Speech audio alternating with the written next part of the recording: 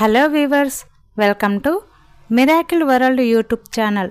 This is Manusri. పట్నం వెళ్లి వస్తున్న పాపన్నకు దారిలోని ఓ ఊరిలో గ్రామాధికారి ఇంటికి నిప్పంటుకోవడం కనిపించింది. ఇంతలో ఆ ఇంటి వెనక నుంచి ఒక మెయ్యో వంటింట్లో బిడ్డ చిక్కుకుపోయాడు, కాపాడండి అని అరవసాగింది. అది విన్న పాపన్న మంటల మధ్యలోంచే ఇంట్లోకి వెళ్లి బాబును బయటకు తీసుకొచ్చాడు.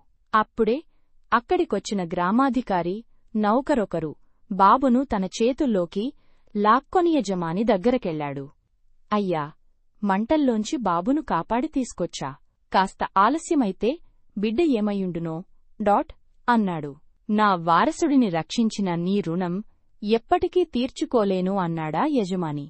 కాలిన గాయాలతోనే ఇంటికి చేరిన పాపన్న చొక్కా విప్పుతుండగా అందులోంచి ఏదో బరువుగా కిందపడింది. ఏంటా అని చూస్తే అది బంగారు మొలతాడు, గ్రామాధికారి కొడుకుది.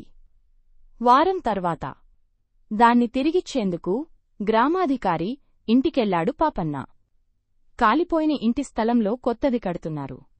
బాబును లాక్కెళ్లిన ఆ నౌకరు కూలీలపైన పెత్తనం చెలాయిస్తూ కనిపించాడు. అతడి దగ్గరికెళ్లిన పాపన్న బాబును కాపాడే క్రమంలో వాడి బంగారు మొలతాడు నా చొక్కాలో చిక్కుకుంది. మీ యజమాని ఎక్కడుంటున్నారో చెబితే వెళ్లి తిరిగిచ్చేస్తా అన్నాడు.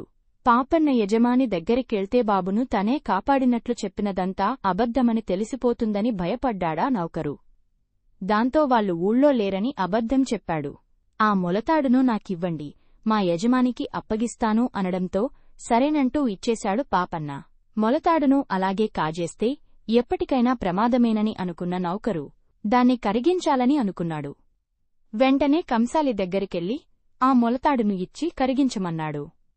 అది తను తయారు చేసిందే కావడంతో అనుమానం వచ్చిన ఆ కంసాలి గ్రామాధికారికి కబురు చేశాడు.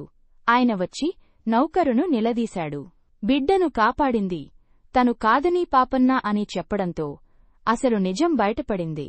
అతడిని పనిలోంచి తొలగించి పాపన్న ఇంటికెళ్లి మరీ కృతజ్ఞతలు చెప్పాడు గ్రామాధికారి. విలువైన కానుకలు అందజేశాడు. మోసం, దొంగతనం ఎక్కువ కాలం దాగవనుకుంటూ ఇంటి దారి పట్టాడు నౌకరు. For more videos, please like, share and subscribe to my channel and support me.